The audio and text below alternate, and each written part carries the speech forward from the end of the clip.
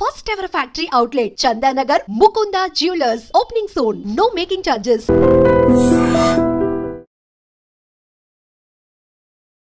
Hello నేను మీ Vijay Karnam personal finance expert ఎంఫీ and IRDAI registered founder of మా capital.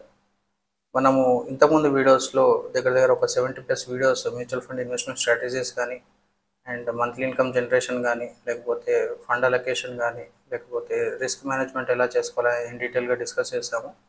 And this series of videos will be completely on specific stocks ఏవైతే ట్రెండింగ్లో ఉన్నాయో అండ్ ఎక్కడైతే హ్యూజ్ పొటెన్షియల్ ఉందో అండ్ ఎక్కడ బిగ్ ప్లేయర్స్ ఇన్వెస్ట్ చేస్తున్నారో వాటి వల్ల మనం తెలుసుకోవాల్సింది ఏంటి, లేకపోతే ఏ ఫండ్స్లో ఇన్వెస్ట్ చేస్తే మనకు అడ్వాంటేజ్ వస్తుంది అనేది డీటెయిల్గా తెలుసుకుందాము. సో ఈ సిరీస్ ఆఫ్ వీడియోస్లో మనం ఫస్ట్ సెలెక్ట్ చేసుకుంది ఓలా ఎలక్ట్రిక్ అండి.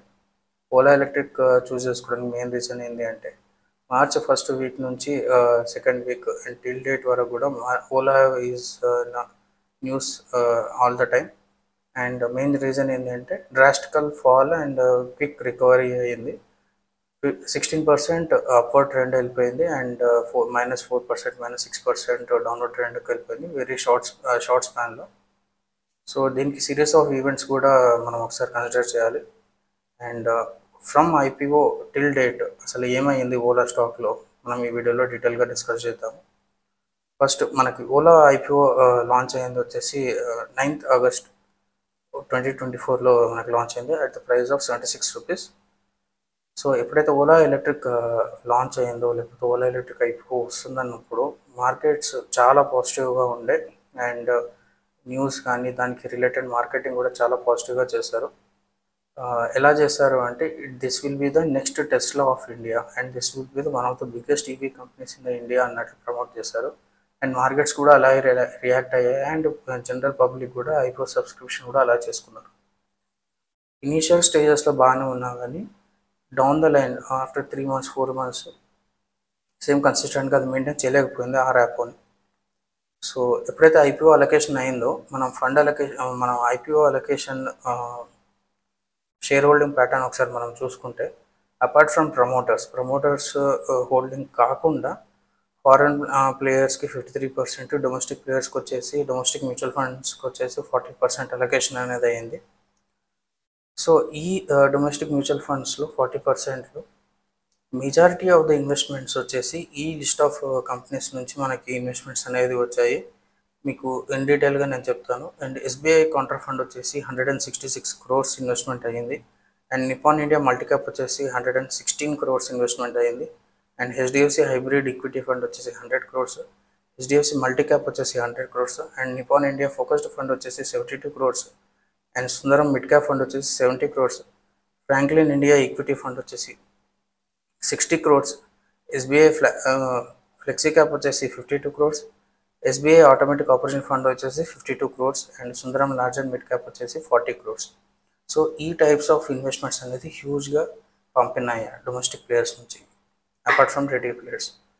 And after within 10 days 76 rupees ఉన్న ప్రైస్ వచ్చేసి 146 రూపీస్కి వెళ్ళిపోయింది అనమాట. లెస్ దాన్ 10 days అనుకోవచ్చు. వర్కింగ్ డేస్ కన్సిడర్ చేస్తే లెస్ దాన్ 10 days అనవచ్చు. So huge positivity and huge upward ట్రెండ్కి వెళ్ళిపోయింది చాలా తక్కువ స్పాన్లో. అండ్ నెక్స్ట్ సిరీస్ ఆఫ్ ఈవెంట్స్లో మనం చూసుకుంటే ఆగస్ట్లో అయిన తర్వాత సెప్టెంబర్ నుంచి సెప్టెంబర్, అక్టోబర్, నవంబర్ నుంచి దీని గురించి ఒక కంపెనీ రిలేటెడ్ న్యూస్ అనేది నెగిటివ్గా స్ప్రెడ్ కావడం స్టార్ట్ అయ్యిందనమాట. దానికి ఫస్ట్ ఇనిషియేషన్ ఎక్కడ అయింది అంటే 500 ఎంప్లాయీస్ని లే ఆఫ్ చేశారు, 500 మెంబర్స్ని తీసేశారు to increase the profitability. So దీనికి మార్కెట్స్ పాజిటివ్గా రియాక్ట్ కాలేదు, కొంచెం నెగిటివ్గానే రియాక్ట్ అయ్యాయి. అండ్ నెక్స్ట్ వచ్చేసి డిసెంబర్లో ఎప్పుడైతే క్వార్టర్లీ రిజల్ట్స్ అనౌన్స్ చేస్తారో అప్పుడు వాళ్ళు ఏం డిస్క్లోజ్ చేశారంటే ఏం యాక్షన్ చేస్తారు వాళ్ళ బుక్స్లో అంటే 564 crores నెగిటివ్ లాస్ వచ్చేసింది అని వాళ్ళు వ్యక్తం చేశారు. దీనికి మేజర్ రీజన్ వాళ్ళు ఏం చెప్పారు అంటే ఎక్కువ డిస్కౌంట్స్ ఇవ్వడం వల్ల at the same time EV demand పడిపోతుంది అనేసి వాళ్ళ బుక్స్ వాళ్ళు మెన్షన్ చేశారు. And next series of events మనం ఫిబ్రవరిలో చూసుకుంటే ఓలా ఎలక్ట్రిక్ వచ్చేసి 25,000 యూనిట్స్ ఈవీ వెహికల్స్ అమ్మాము అని చెప్పేసి వాళ్ళు చెప్పారు. కాకపోతే రియాలిటీలో మనకి గవర్నమెంట్ అథారిటీస్లో మనకి మెన్షన్ అయింది మాత్రం ఓన్లీ 8,600. ఈ డిఫరెన్సే మేజర్ రీజన్ ఫర్ ది స్టాక్స్కి నెగిటివిటీ న్యూస్ స్ప్రెడ్ కావడానికి ఎక్కువ స్కోప్ ఇచ్చిందని మనం కన్సిడర్ చేయొచ్చు. ఎందుకు అంటే ఇది ట్రస్ట్ ఇష్యూ కిందకి కన్సిడర్ చేయొచ్చు మనకు స్టాక్స్కి, ఎందుకంటే వీళ్ళు ట్రాన్స్పరెంట్గా లేరు అనేది ఒక నెగిటివిటీ స్ప్రెడ్ అయింది రిటైల్ ఇన్వెస్టర్స్లో కూడా. సో దీన్ని సార్ట్అవుట్ చేయడానికి గవర్నమెంట్ వాళ్ళు దీని ఎక్స్ప్లెనేషన్ కూడా అడిగారు.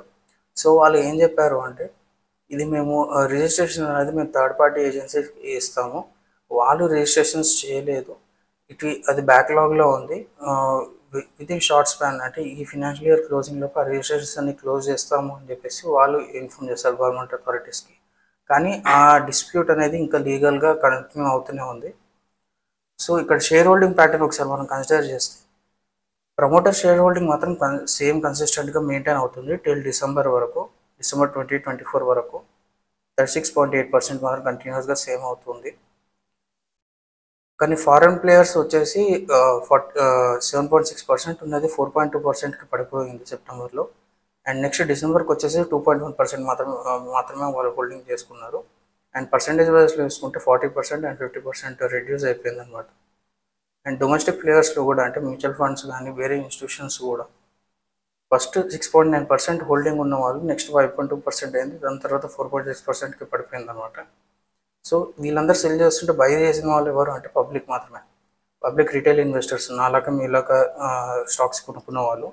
వీళ్ళు వాళ్ళ హోల్డింగ్స్ 42% నుంచి 51% వరకు షేర్ హోల్డింగ్ ప్యాటర్న్లో వాళ్ళ అలొకేషన్ అనేది పెరిగిపోయింది అనమాట. సో మార్చ్లో మేజర్ ఈవెంట్ ఏం జరిగింది అంటే, లాస్ట్ ఇయర్ 500 ఎంప్లాయీస్ని ఎలా తీసేశారు, ఈ ఇయర్ 1000 ఎంప్లాయీస్ని తీసేశారు మార్చ్లో. అండ్ దానివల్ల మార్కెట్ చాలా నెగిటివ్గా రియాక్ట్ అయ్యి డ్రాస్టికల్గా 6% నెగిటివ్కి వెళ్ళిపోయింది. And reaches to the all time lows 55 రూపీస్కి షేర్ ప్రైస్ పడిపోయింది అనమాట. సో గవర్నమెంట్ దీని గురించి ప్రికాషన్స్ తీసుకోవాలి అండ్ ఎక్స్ప్లెనేషన్స్ కావాలని కూడా అడిగారు. అంటే సేల్స్కి రిలేటెడ్ ఉన్న అలిగేషన్స్ కానీ వాళ్ళకున్న ఇష్యూస్ని సార్ట్అవుట్ చేసుకోమని కూడా వాళ్ళు దానికి జస్టిఫికేషన్ ఇవ్వమని కూడా వాళ్ళకి నోటీసెస్ ఇవ్వడం కూడా జరిగింది. వెరీసూన్ అది సార్ట్అవుట్ కూడా అవుతుంది. సో ఈ సిరీస్ ఆఫ్ ఈవెంట్స్ అన్నీ అవుతున్నప్పుడు ఫిబ్రవరిలో మెజారిటీ ఆఫ్ ద ఫండ్స్ ఎవరైతే హోల్డ్ చేసుకున్నారో 40% మన ఫస్ట్ స్లైడ్లో మనం డిస్కస్ చేసినట్టుగా, వాళ్ళలో మెజారిటీ ఆఫ్ ద ఫండ్స్ ఎవరెవరు సెల్ చేస్తారో అని మనం చూసుకుంటే, హెచ్డిఎఫ్సి బిజినెస్ సైకిల్ ఫండ్ వచ్చేసి 15 crores వాళ్ళు సెల్ చేసుకున్నారు.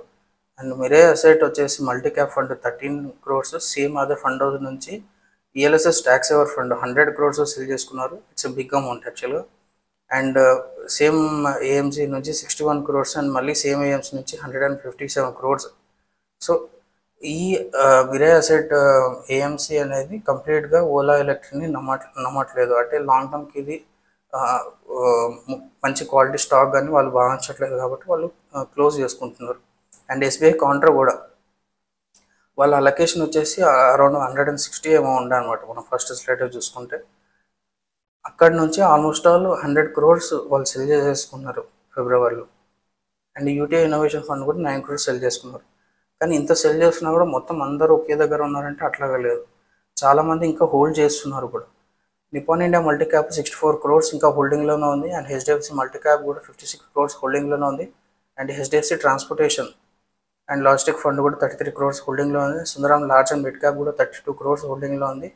And Nippon India and large innovation fund కూడా 20 crores హోల్డింగ్లో ఉంది. అండ్ ఎవరెవరు కొత్తగా కొన్నారు, ఇది చాలా ఇంపార్టెంట్ డేటా. ఎందుకంటే మార్కెట్ అంతా కంప్లీట్ నెగిటివ్గా వెళ్తున్నా కూడా ఈ ఫండ్ హౌసెస్ వీళ్ళు ఈ ఫండ్ మేనేజర్స్ ఈ ఫండ్స్ మెయింటైన్ చేస్తున్నారో వాళ్ళు దీని మీద ఇంకా హోప్ ఉందన్నమాట. ఇది లాంగ్ టర్మ్కి షార్ట్ టర్మ్కా లేకపోతే with in year sell out చేయడానిక వీళ్ళు మళ్ళీ కొన్నారనమాట కొత్తగా. Sundaram mid cap, Baroda fund and Sundaram business fund 57 crores, 18 crores and 13 crores వీళ్ళు కొత్తగా ఇన్వెస్ట్ చేస్తారు మళ్ళీ దీంట్లో. అండ్ నెక్స్ట్ క్వార్టర్లీ రిజల్ట్స్ వచ్చేసి మిడ్ ఏప్రిల్ వరకు క్వార్టర్లీ రిజల్ట్స్ ఎక్స్పెక్ట్ చేయొచ్చు. ఈసారి క్వార్టర్లీ రిజల్ట్స్లో ఎటువంటి నెగిటివిటీ లేదు, పాజిటివిటీ ఉంది. అంటే మీన్ సేల్స్ పెరగడం కానీ లేకపోతే గవర్నమెంట్ ఇన్సెంటివ్స్ ఇంకా పెరగడం కానీ అట్లాంటి ఏదైనా పాజిటివిటీ పెరిగింది అంటే స్టాక్ ప్రైజెస్ ఇంకా పెరిగే ఛాన్సెస్ ఉంటాయి. అప్పుడు పెరిగినప్పుడు మీరు డైరెక్ట్ ఓలా షేర్స్ కొనడం బదులు ఈ ఫండ్స్ ఎవరైతే కొత్తగా కొన్నారో ఆ ఫండ్స్లలో మీరు ఇన్వెస్ట్ చేస్తే మీకు ఓవరాల్గా మీకు రిస్క్ అనేది తగ్గిపోతుంది, డైవర్సిఫై అయిపోతుంది.